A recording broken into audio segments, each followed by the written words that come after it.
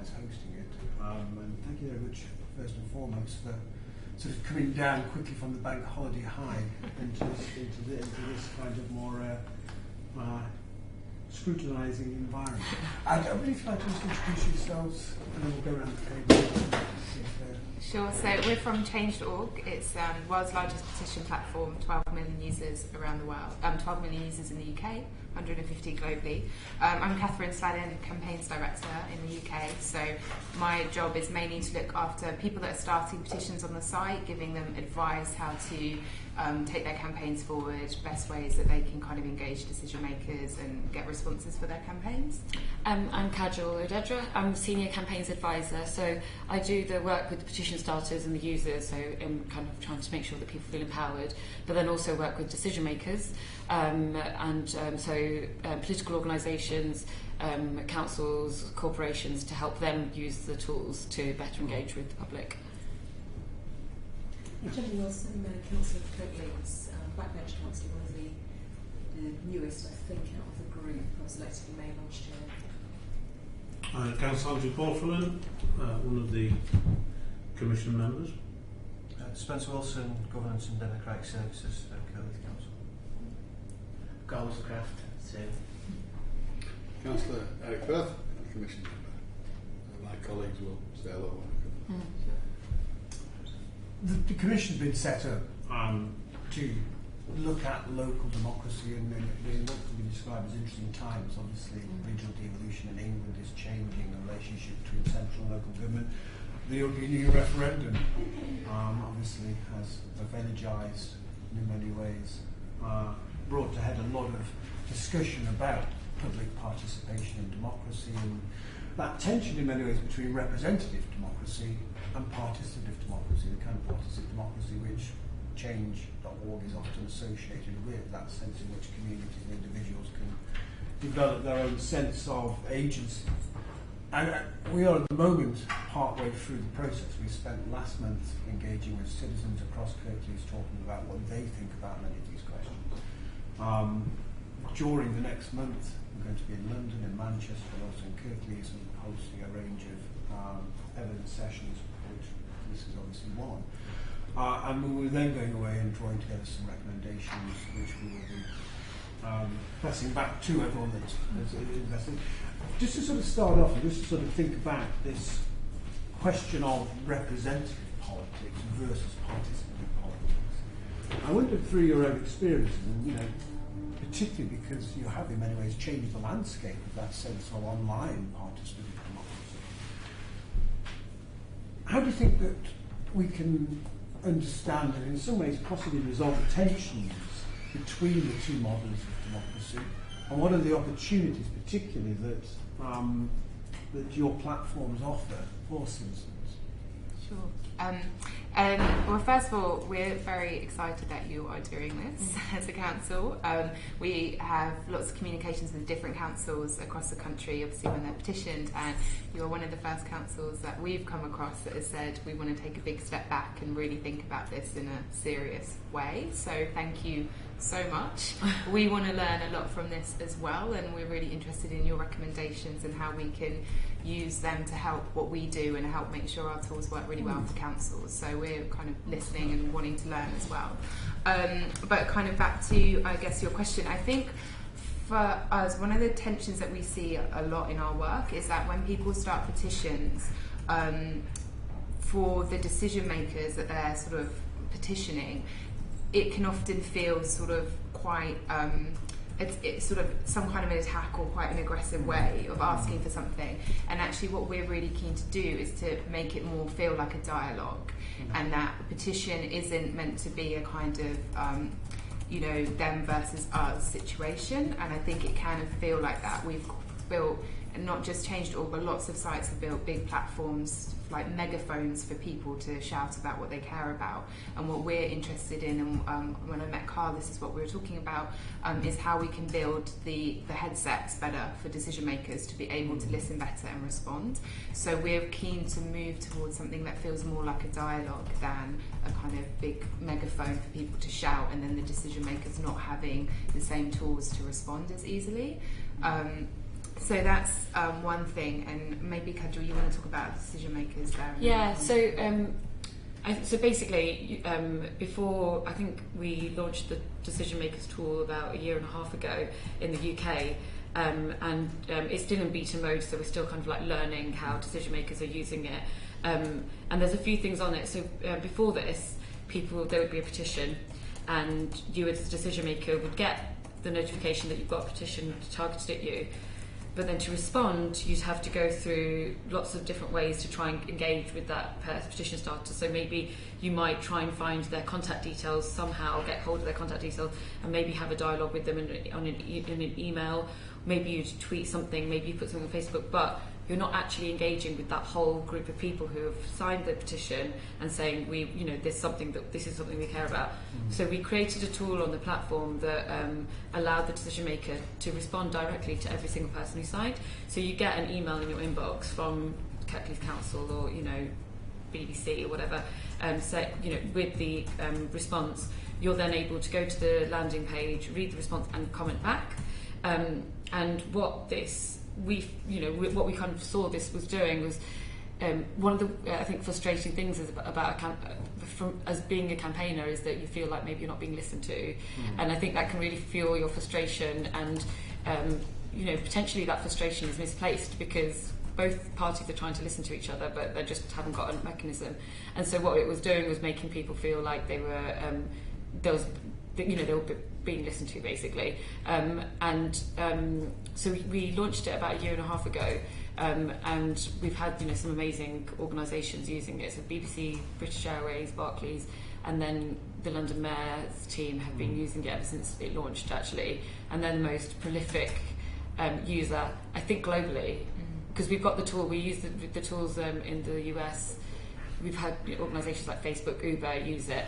But the Mayor of London's team has kind of, really picked it up from the very beginning and have, and I can talk a little bit about that later on. But they've got a really good system for engaging with petition starters and local citizens. But yeah, so I think at the moment we're really keen to listen to those people using the tool and find out a little bit more about how it can be even better.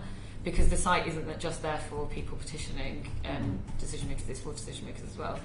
Yeah, I think one of the advantages of it, Nick Clegg used it to reply to a petition. He said it's better for me because I can talk to the press, but they will edit what I say or put it in a context, whereas through that I can reply to everyone that has specifically said they care about this particular issue, and my reply is not edited because it's the email that I've written. Yeah. So it's useful. I think one of the other things I think is worth touching upon around petitions is the numbers, and I think this comes back to your question sometimes around participation versus representation is I think for us, we say to petition starters so often it's not about how many signatures you get, it's about what a good campaign you run, what arguments you put forward. The government petition site has this arbitrary number of after 10,000 you get a response, and after 100,000 it goes to a committee to be debated. We don't think that's helpful, and we submitted evidence to the government's petition committee that that's not helpful, that for a number of reasons. One, it makes it about a number, and it shouldn't be about a number. It should be about the arguments that you put forward and the conversations that you're having and who you engage in your campaign. Also, it can kind of put people off, because if you feel like you're never going to reach that number, then why start? And also, we have a lot of people come to us saying, I've got 100,000, we're getting on debate, and they don't realise that the debate is not the end, because you might not get the response you want, or MPs might not even turn up to the debate. Yeah, so it's this kind of like carrot and stick approach that doesn't really lead to anything. So we're always trying to re-educate petition starters that it's not about a number, it's about, you can have 20 people on your petition, but if they're people that are making good arguments and you engage the decision maker well, and it's a small, local campaign, that might be enough, We try and speak to people who use petitions as not just a list of names, but as a community of people that care about your issue. So on our site, if you start a petition, you can email everyone that signed your petition and ask them to, you know, give more reasons why they've signed, or turn up at an event, or, you know, if they're going to a council meeting to discuss the issue, please come along, this is when the council meeting is going to be. And you can go back to the people that have signed your petition time again, so it's not just a list of names that you can never be in touch with, it's like a community of people that care about your issues, and that's what that's our job so often, is trying to educate the petition starter to think about it as a community and think about how they work with those people. And then also just on the government side, it also perpetuates the myth that political participation means that the government has to be your target, and that's, you know, we are constantly trying to educate people that it's not always, you know, the Prime Minister that's the decision maker. Sometimes it's a corporation, and sometimes your local MP can be an ally and really help you to win your campaign. And so, and because the government petition site is the government petition site, and people kind of think that that's what the rules are of campaigning. That's another thing that we kind of like, you know, try and educate people who is the right person to target. I think you're very convincing, and then it goes on. I just want to roll back a little bit, because I thought it was very interesting at the start of that. You were sort of saying your positions are full of dialogue, and local councillors would be part of that dialogue. In some senses, you might be seen to be that your existence is reflective of the shortcomings of representative democracy, and the fact that there is a need for you to fill the gap between representation and whatever comes in there. If that is the case, what would you say are the shortcomings, if there are some, of representative democracy that necessitates your existence?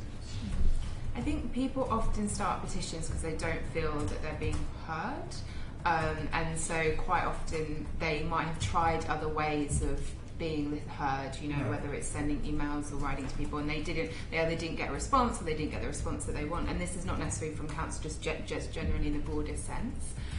So that's quite often why people come and start petitions. And I also think, I think it's sort of, we're essentially a tech platform, and that offers a service to people for free.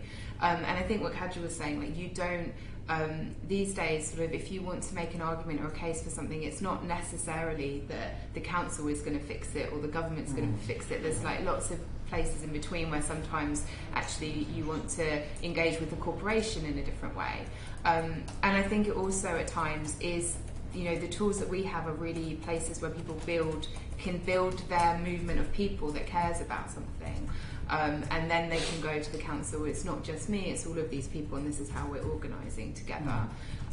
So I think there's a few things in that. One, like, you know, every council doesn't necessarily have the resources to build the tools that we have. You know, we have a team of engineers in San Francisco building tools for how, you know, how you can make decision maker responses easily, and what the tech looks like to build communities around petitions.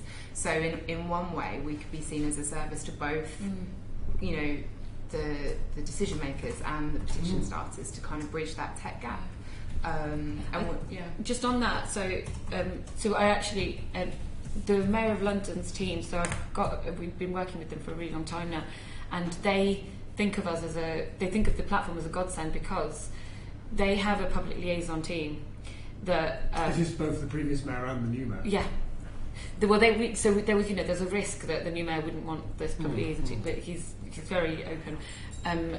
So they've got a public liaison team, and their job, part of their job, is to make sure that they are responding to constituents and their concerns. Now, they usually get hundreds of emails, individual emails, and they feel it's their duty to respond to them, but they think of Change.org as a way of just collecting them in a more efficient and effective way of responding. So they would much rather somebody started a petition, asked all their friends to sign it, and then they can respond. That response goes to everyone's inbox. It's just, for them, it's just quicker. And so they're often, at the moment, we're talking about how we can make it even easier for them. So, you know, potentially having a Change.org button on the Mayor of London's website, so that if you've got a concern, start the petition, and you know, everything, all of the and the Mayor of London's team gets a lot more petitions than most organisations or councils in this country, and so they feel, for them they feel they have to respond, and to do it on change.org is just a lot more efficient. But I also think that with just on what Kat was saying about being a site for petition starters and decision makers, petitions have existed. They're as old as democracy, and so people have always petitioned their councils. It's just that petitioning has evolved, and it's gotten faster and it's gotten easier. So from my experience and seeing, having campaigned for the last 10 years and seeing the evolution of people going from paper to tech, it's just that more, those harder to reach people are having their voices heard, and it's a lot easier for them to speak directly to the council now. Yeah, it is an interesting thought. Councillors? Yeah, just think about the position. I've had emails come through from change.org. They appear in my email box various times, and I've had model things to sign, and I just wonder whether the ease of doing it, the ease of the approach of doing it, is possibly devaluing petitions because it is so easy. So somebody can just go, oh yeah, and then press a button, and all of a sudden they're signed up. Yeah, and they're signed up. They don't necessarily know an awful lot. They haven't necessarily bought into the issues or understand them. And so when you get an email like that, as opposed to something which somebody has scribed themselves with a bit of original thought, just talk me through the value. Yeah, so we hear that a lot. I mean, for us, I think it should be absolutely the easiest possible way for everyone to be involved in democracy. So I think it's a really good thing if someone starts their journey of engaging just by that. You want more and more people to be involved in your decision making and what you do. Make it as easy as possible. But I also think, and we talk a lot to petition starters, as a petition starter, you have a real responsibility to, if someone has clicked a button, to then think about, okay, well, that's someone that sort of indicated they care. How do I then take them on the journey of getting more involved and learning more about this issue that they've said that they care about? And we often see, people don't sign. We send out lots of petitions to people saying, hey, you might be interested in this. People really don't sign everything that they get or they see. The feedback we get is that people do think before they sign something, especially because there are quite a lot of petitions out there they could sign, and they start to think about which ones they want to sign. And I think this is also where, and we see this with decision maker responses, the decision maker can reply and say, maybe the petition itself missed out some issues, or there's other things that they're not considering, and that's sort of where the decision maker responding to say, hi, we've seen your petition, here's some other, here's some context. So we saw that with, quite a lot of the responses don't necessarily say, yes, we agree with your petition and we're going to do it. Most of the responses say, this is the things that we're considering, this is how we can talk more. So we had a trans woman petition Barclays over their service for trans people, and they came back and said, well, actually, there must have been an error in your case because we have these guidelines, and this is our new guidelines that we've just brought out around these issues. And the petition starter was like, well, I'm not too sure about this. And then they contacted her again and said, okay, come and meet with us, and we want to hear a bit more about your experience and how we can update things. So they didn't agree to what she was saying, but actually she went away really happy, went back to her petition signers and said, we've had a conversation, this is what they're doing. And they also got a chance to explain their policy to a group of people that they wouldn't have known that before. So I think that, for us, we're excited that more and more people are joining and kind of starting their journey, and that if getting involved in democracy should be as easy as possible.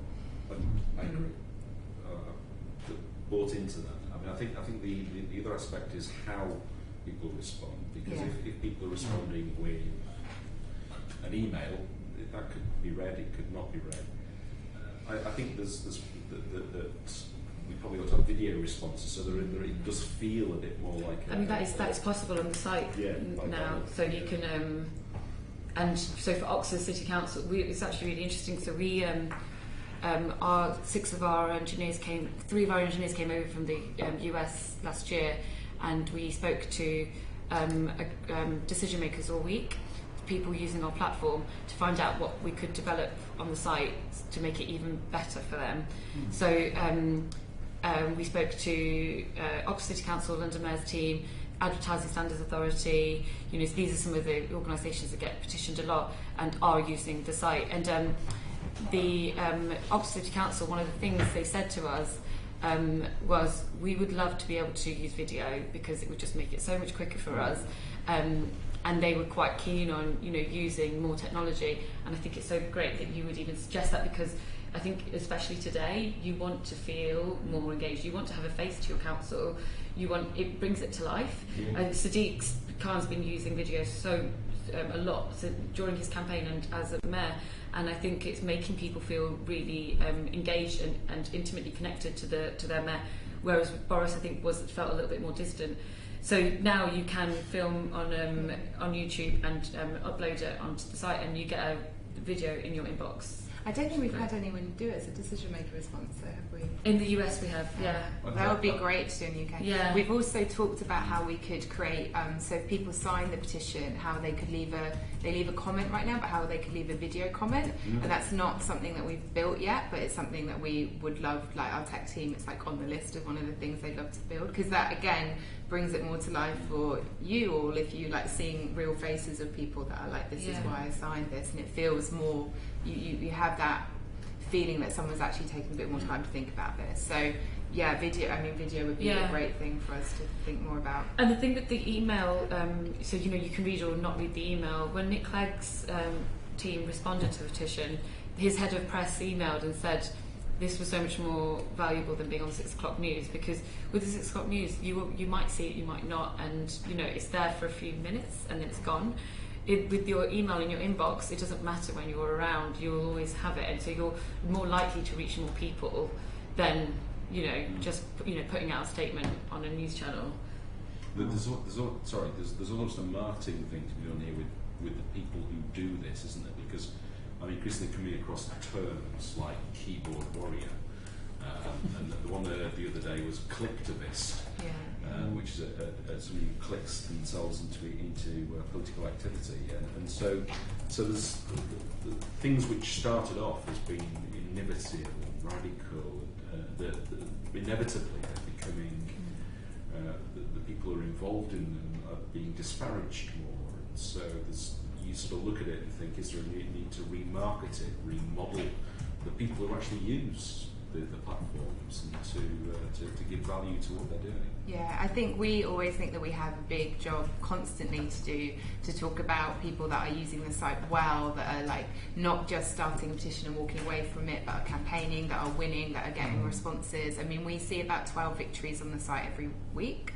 And so I think we as an organisation always feel we have this job to do, to communicate with people about how to use the site well. People are winning, people are engaging with their decision makers, responses are happening, and I think there's a lot more we can do to kind of get that message out there as well, and that's something that we just think take about. that on, because it's interesting, because Spencer just sort of did a little note there, and it's a really interesting question. He says, is the term petition itself a problem? As in, you said victories, and it does sort of insinuate that there is a kind of relationship there, which is possibly not seeking consensus, is seeking something which is a little bit more confrontational. Yeah, I think I was having this conversation with someone in the sector a few weeks ago, actually. I mean, I think one way maybe to put that back on you would be to say it'd be interesting for organisations to say we welcome petitions as a way to speak to us, because then you kind of take that edge, if you like, out of it in some ways. So it is possible for, Kajal was saying the mayor's considering, this, but it's also possible for, a council to say, give us we can make you a page on the site that sort of, if you want to talk to us via petitions, here you go and do it, and then you have a page that you can check and you see the petitions that are addressed to you and you can respond. Just a couple of examples of what the mayor's using it for, because I'd just be interested, just thematically, So the mayor actually, I mean, what they have is anyone who wants to start a petition about anything in London well, the mayor's got a page on our site. So it's called Decision Maker Profile, and so they can easily, that goes directly to Sadiq Khan. It doesn't mean you get bombarded with emails. Does the mayor office actually set any of these up themselves as a way of actually so they reply. consulting? It's a reactive tool right now. So like this weekend there was a big petition around Fabric nightclub. So over the bank holiday weekend, the team have replied to that petition to say, we're taking this seriously. We're listening to you. This is what we're thinking about nightlife in London, and I think they'll probably reply again as that campaign goes on. I mean, what's great about that is that Sadiq Khan's not actually the decision maker there, but because he was being targeted along with the Islington Council, he's come back and responded saying, I really care about nightlife in London and making it safe. I'm going to create a night czar. And but just so you know, I'm not the decision maker here, but I'm going to be trying to encourage and bring everyone together so that a solution's found. And so that's that's a great opportunity for him to kind of come back to constituents and seem open. It's interesting, yeah. But there are some, like Hackney Council have started petitions on our site. So there are councils that are using it that way. Right? Yeah. And so, there's a few ways of that councils have been using the site. So one way is, tell me what you want from the area. So petition me in the traditional way. The other way is that Oxford City Council using it as a tool for consultations. So they had a consultation around PSPOs in Oxford City Council, and they encouraged people to respond via a petition. And so, they're exploring. There was already a petition started, wasn't there? And then they said on the issue, and they said we are consulting on this. So if you sign this petition, you might also want to add to the consultation. And then with Hackney City Council, they there was in Bishopsgate, Goodsyard, there was a planning decision being made. It got vetoed by the London mayor.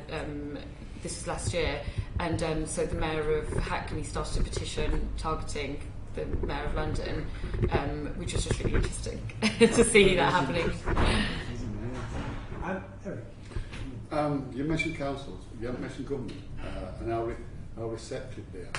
Because you started off by saying you want to promote dialogue, and it's not about being adversarial. Can I just give you in West Yorkshire, there were a consultation about meeting the challenge about changes to the NHS, and we're not in an island. I presume that's happening throughout, where closures of A&E, reconfiguration of services. Now, consultation was held, and something about maybe 1.5% of the people actually made a contribution to the consultation. The government itself says, well, that's not unreasonable, that's what we expected, which is crazy. I just wondered the value of this, whether we would have a bigger consultation, not more people involved, but even then, would it have made a difference? Because even though we got the answers back from a small section of the citizens of North Kirklees and Wakefield, we then said to the Secretary of State, Mr. Hunt, that we think these changes are dangerous and we should go forward. And he said, well, I've listened to your comments and they're going forward. You know what I mean? So there's got to be somebody at the other end, for your petition, for your change, to be receptive to that. And do you encounter that very often? So no matter how many people actually sign your petitions, at the other end and say, no. Yeah, I hear you. That's why we, that's why we talk about campaigning a lot as well. So once you've started your petition, that's your group of people that care about this. And so one step on that campaign journey might be there's a consultation that's relevant to this, and you might share that with everyone that signs, saying please submit to this.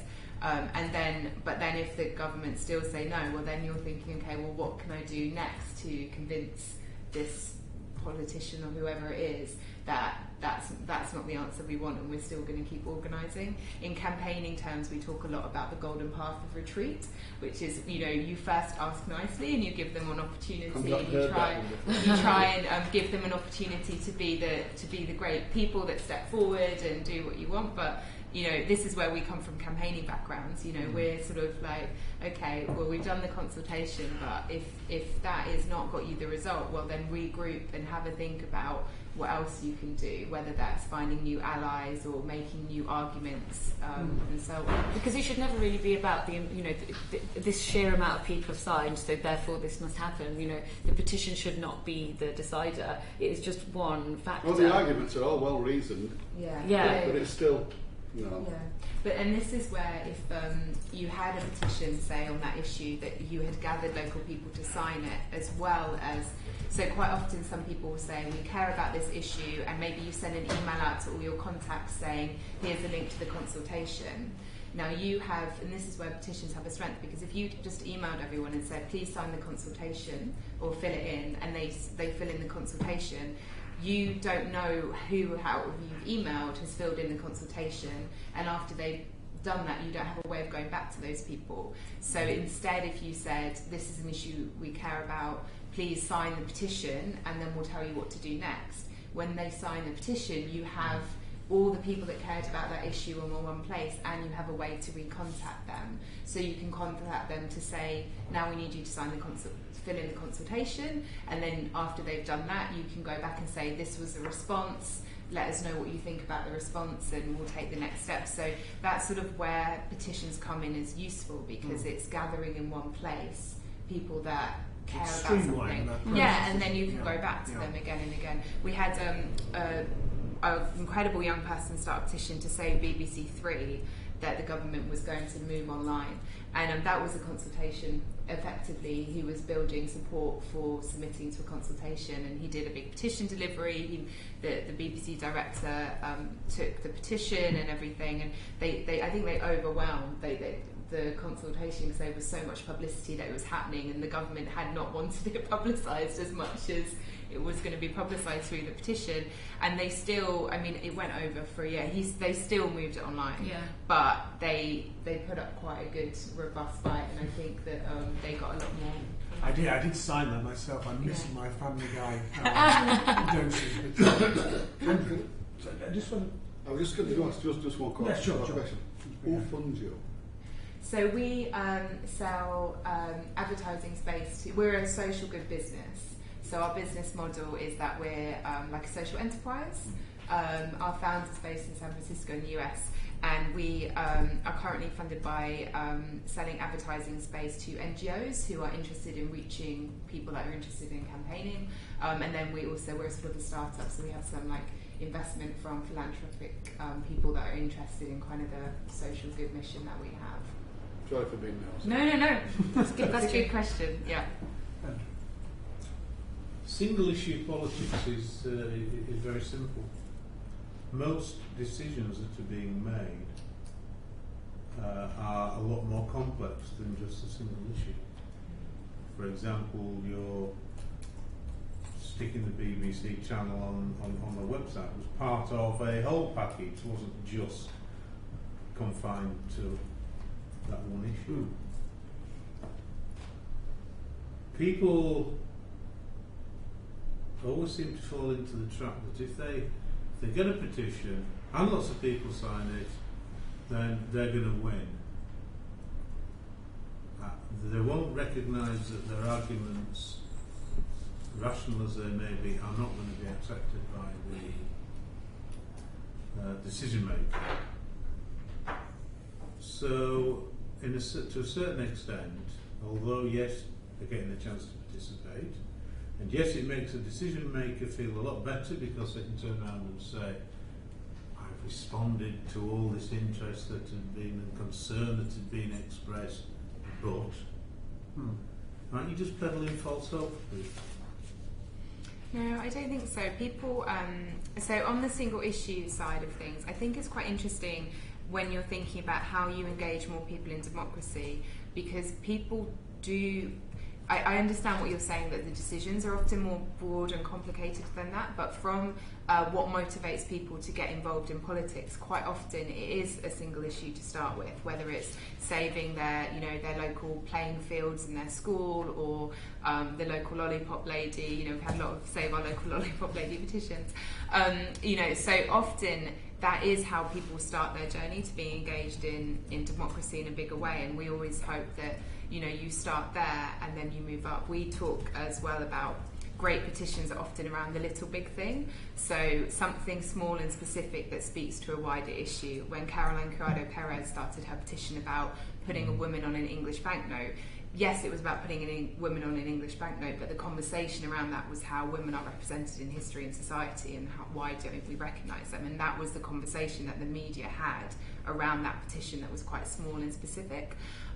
So for us, petitions work because they're small and specific, but the best ones kind of speak to broader issues, and you open up a conversation that way.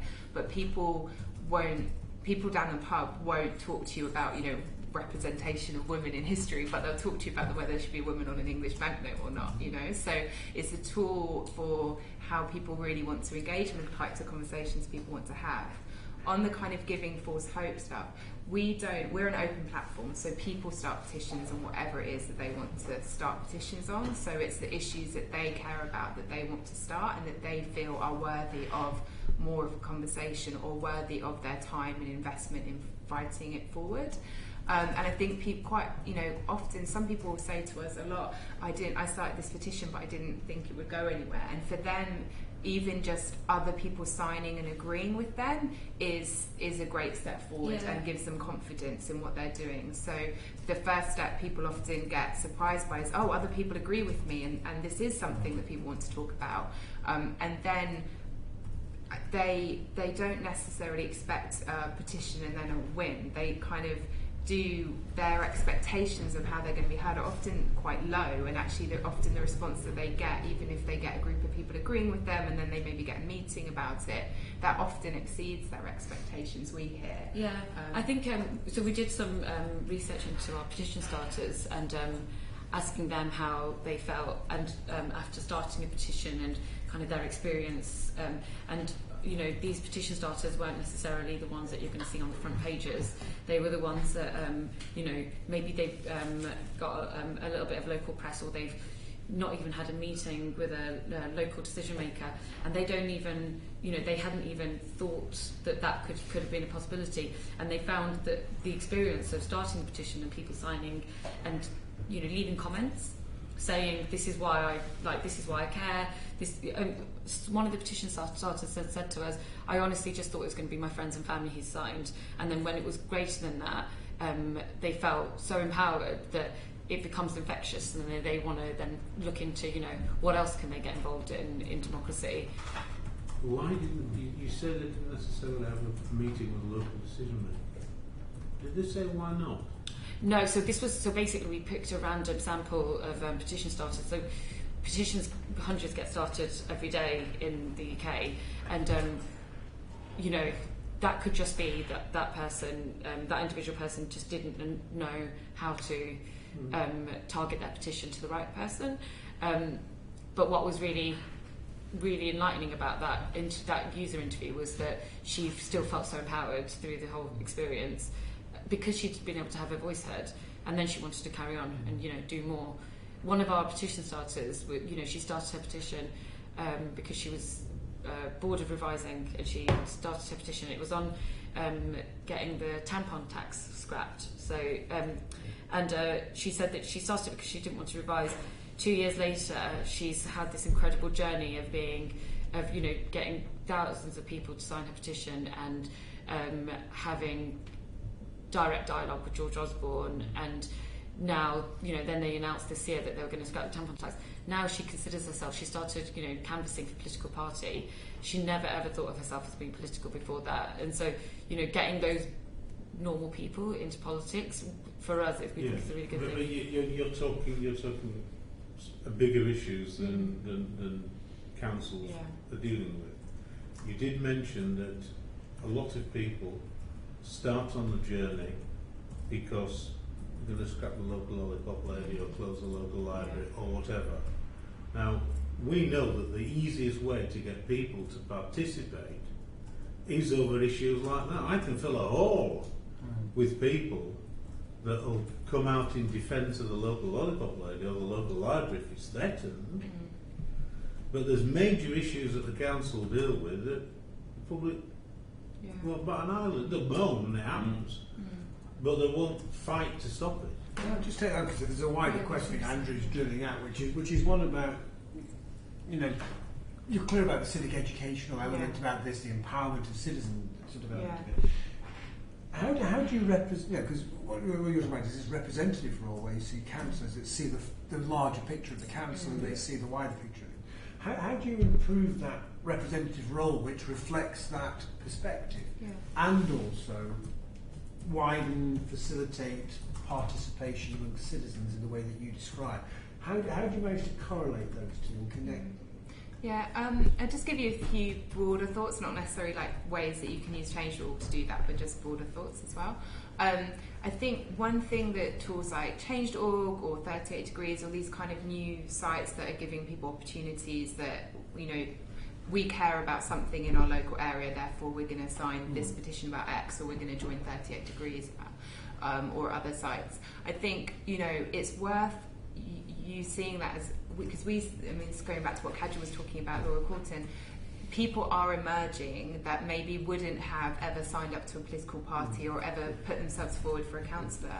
So there's possibly some thinking to do, and we're happy to help with this if you see opportunities on Change.org, but even if someone started something on maybe an issue that's a bit tangential or not quite what you're wanting to discuss, but they're putting themselves forward and they're kind of raising their head above the parapet as someone that cares about something locally, and thinking about how you reach out to those people and bring them in to the fold a bit more to get them involved in wider conversations would be useful, because you'll see people who aren't your traditional people that get involved in politics but are getting involved in other local campaigns. So, you know, someone could run a campaign to save their local pub, and 6 months later you're thinking about wider planning, you know, how are you capturing those people and how are you saying to those people, hi, we noticed you did this great thing, do you want to get involved in other things the council are doing?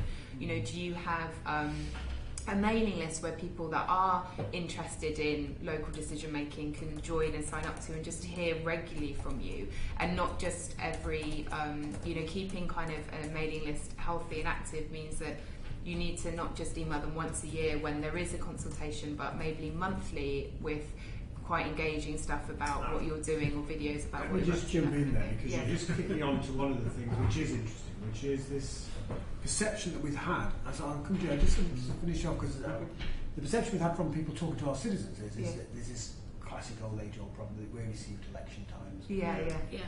How do you get that dialogue, you know, about decision-making outside of that formal period of election? And more in more ways, you know, how do you get this direct community involvement outside the election cycles in decision-making? And I wonder whether you could just address something on those terms based on your own work. How do you get that mainland into the council's work? Because often these things need to correlate to what the council is doing for it to have value. I think, like, so one of the things about kind of engaging spaces, like, rather than inviting people to your space, so potentially, you know, like a town hall, and, you know, it might be a very important issue, but inviting the local community to that space, you're going to get the same faces. You're going to get those same people who are engaged in the local council already, but actually going to the spaces where people are organising community groups, going onto estates, and you know, meeting people in their community halls there, and actually so that they see your faces, you know, not just at election time. We do. Okay. I think also on terms of online spaces as well, I mean, this is why this commission is fantastic, because I've been following your Twitter and seeing all the people that you've had along to meetings that are engaging with this commission, and it also sends a huge signal to the local people that you're open and you're listening and you want to hear how they're changing. So I don't know if this is something you do regularly for other types of big decisions you're making, but I mean, this is fantastic. I think also, you know, you were talking about videos. I don't know how you use your Facebook and your Twitter and your other social media pages. You know, I think people are for us, we often advise charities about how to engage supporters really well that they have. And there's a few things that we always say. One, with all the new social media technologies around, don't underestimate email, because actually it seems a bit old-fashioned now, but it's direct to someone's inbox. So thinking about, as well as having your Facebook and your Twitter, having just a general email mailing list, and don't use it like a newsletter. Make it much more engaging than that. Can be a quick 5-minute, quick 3-minute video. Hi, just to give you a quick update. Just walked out of the council's meeting. This is what we discussed today. That kind of thing. So making sure that works well with your Facebook and your Twitter, and using that quite openly. That will attract people kind of that are using that more regularly. And involve the community in the content. So there's nothing more that makes you feel more as part of the community is hearing other people who are in the community, other faces, people who look like you. And I think, so I don't know, you must have seen this, but Ireland have been giving their Twitter account to a different citizen every week to run their account. And it's been really interesting that they produced some very negative as well as positive. I think the actual back. So there was a black woman who was running the account for 1 week, and she got some racism. But the sheer amount of people coming to her defence was actually been incredibly good for Ireland, I think, and has shown that, Ireland is lots of faces, lots of different people. People were kind of saying Ireland does look like her or me. So I think that. Something that could have been a crisis actually turned into something that was very provokes conversation, provokes dialogue. Yeah. I think the other thing that we've seen is looking for those community champions. We have had people that have started petitions. We had a busker from Liverpool starting a petition 3 years ago around saving busking, because they were going to clamp down on it in his area, and he has gone on to organise basically a community group of buskers that now he went from he won in Liverpool, then he went to York because it was happening there, then he's gone to Camden, and he's had about a dozen petitions, and now he's involved in PSPO debates and all of this kind of stuff. And how, if there are people like that in your community that are emerging, how you sit down and talk to them and say, okay, we didn't find you, but you've kind of emerged through this as a bit of a community champion. What else can we talk to you about? Lindsay Garrett, who campaigned to save the new area estate in Hoxton, she's now been involved in housing matters, and she is someone directly affected by those issues that would never have got involved in local government issues before.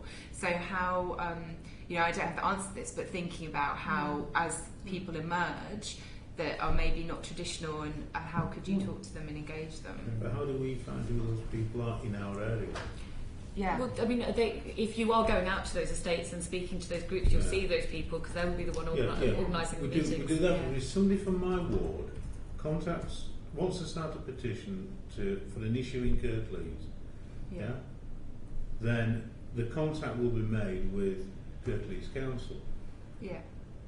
What about the local members that would be interested in knowing that so-and-so in their ward is a potential local champion and needs to be spoken and needs to be honest, if we don't already know them? There might be data protection issues about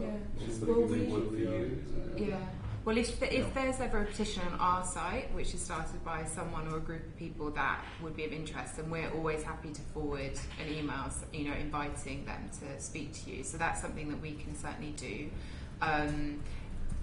And beyond that, I mean, we track down people a lot on social media and Twitter and things like that. But if there's ever someone on our site that fits that category, then do contact us, and we can definitely put you at least forward contacts to them. I'm just aware of time, and I know that Andrew wants to come in. Yeah. And also Carl wants to ask a question as well. Well, I can imagine a situation. Certainly it's going to happen, where there will be a petition maybe starts on your site which will say something like stop the evil council closing our library, children's centre, whatever it happens to be, and of course there's no context to that. And equally the council could start a petition saying stop the evil government cutting our funding, which is making us cut your children's centre, all those sort of things. So it strikes me that context, that a responsibility of an organisation like yours is to get people to explore context for decision making, to understand what that is, because the easy thing to do would be to save the library, but then cut something else, which like the highways budget, so the roads get worse. So context and understanding of the implications of making decisions, I think, are quite important. And so, if you're a platform, if you're a passive platform where people just chuck stuff in, then that's not the same as, if you like, in getting people somehow to think about contextualising the petition that they put forward. Yeah, it's a good challenge. I think. Last week, someone started a petition about a swimming pool in Hackney that's closing, and the local council got in touch and said, "This sounds like we're closing it, and we're not. This maybe I don't know the situation. Maybe they're having consultation on it or something." And so, then it's like, well, okay, get in touch and respond and make sure that you give them the context. So that's the first step towards that. But we also as soon as you start a petition, we've got amazing tools on the site that are sent to you via email, and also really shareable. So our kind of petition guide, and that kind of takes you through the steps of doing research, reach out to your decision maker. And the thing that Kat was talking about the golden path of retreat, that's about really understanding where your decision maker is coming from, understanding why they're making the decision that they are, and then trying to find a solution with them so that everybody kind of comes out of that happy. That's why we call it the golden path, because it's like then everybody's kind of walked out happy. I mean, politicians can be quite cynical. I know, because I'm one. But there's the whole, it may well be there's a preemptive position, isn't there? Like you mentioned the Hackney swimming baths, but there are politicians out there who will go, don't close the children's centre, which is not a threat. And then when it isn't closed, they claim a victory.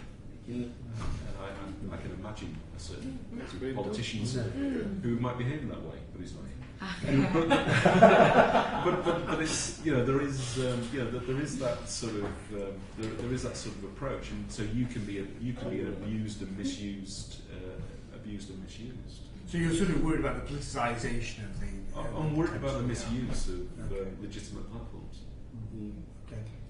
Carl, I know anecdotally of the course of some of our discussions, it is becoming growingly difficult for political parties to recruit the next generation of councillors. Are you seeing a connection between some of the activists or campaigners are taking some of that step? Is it a potential sort of ground, if you like, for instilling that interest in it? It's interesting. I think we haven't really had that conversation with councils around recruiting the next generation, but I think what we do see, and Kajal can talk to this as well, is the idea that younger generations are apathetic. We don't see that at all. We have such an active young group of young people using our site. We have a 16-year-old who started a petition for proportional representation, and has created an organisation where he's out of this, where he came to the office last week in a suit with his business partner, and we met him 2 years ago and he was a 16-year-old doing his GCSEs. So and we see that time and time again. And I think that the thing about Change.org and other tools like that is they, young people who are on their mobile phones all the time, on Facebook, on Twitter, that's their world.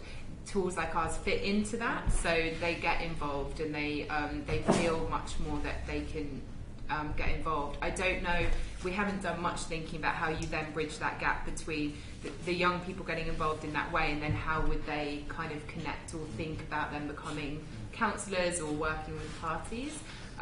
So that might be something interesting to think about or explore. And if you have thoughts and ideas on that, we're completely apolitical, but the idea of kind of working with the council on how to engage that next generation, we're really excited by those ideas. But we do, Laura Corrigan, Tampon Tax, she, I don't know if she'd call herself political, but she's often goes to Brussels now. She goes, she's often in House of Commons speaking at events. I could see her becoming an MP. What I think is really exciting and a big opportunity, really. I used to work for the UK Youth Parliament, and we've been having these conversations for a really long time. But how do you actually engage young people in councils and becoming councillors? Because there is that space, and it's a real stepping stone to being really active in your local community. These people are, there's some people who are working on trying to save their local youth services, but engaging them and making them excited about the idea of, becoming a councillor is an opportunity, I think. Interesting. I think the first thing that immediately comes to a person's mind is MP. I think, Well, there is. I think it's one sort of thorny old question, which I'm sure you've got a very polished response to. Is, of course, is these are online platforms. Not all citizens are online. Yeah. And not all those that are online are digitally literate enough to possibly understand what you're doing. How do you address that gap?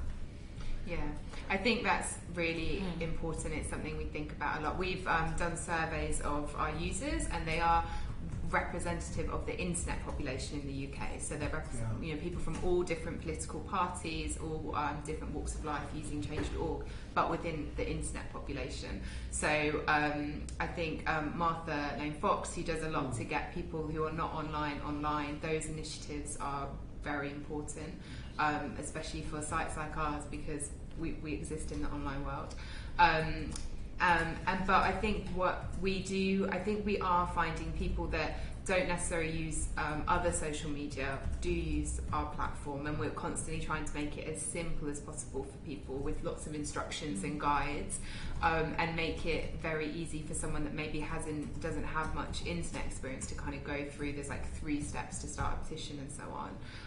But certainly people that are more internet literate find it easier and more natural. So it's not something that we actively are working in, but I think it is definitely something that we're aware of. And you can blame me for all the short form. So, do you have an app? We're bringing out an app at the moment. Actually, we've just launched it in the US on Android. So in the next few months, there'll be an app, and that's going to be, for us, that's a huge step forward, and will be a lot easier for people to get notifications about what's going on around the petition that they signed. It appeared in the press here. Have you read this story? It's got a response here, rather than not just emails then as well.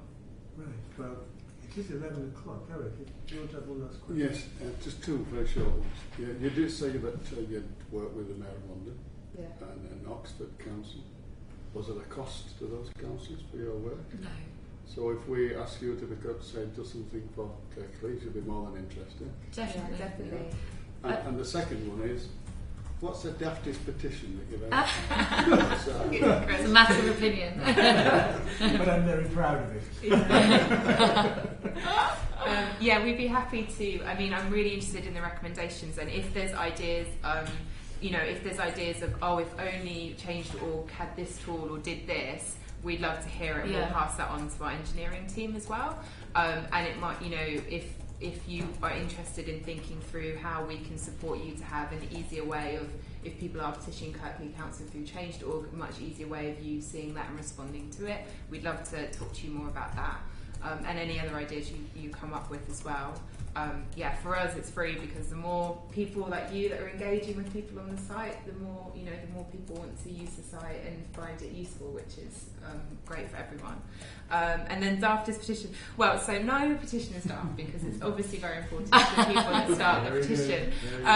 One of my favourite fun petitions, and I think there's a crowdfunding page around this, that really got the community involved, was for a giant water slide. I can't remember the town, but they had organised, they petitioned for the permission, and then they crowdfunded on a crowdfunding website, to have a giant water slide through their town on a bank holiday weekend. My favourite was when the Natural History Museum and Dippy, the dinosaur, was under threat, and the Metro started a petition to save Dippy, the dinosaur, and it was just a hilarious 8 to 10 hours of our working day, and by the end of the day Natural History Museum had actually started engaging in the petition, and it was all a bit ridiculous.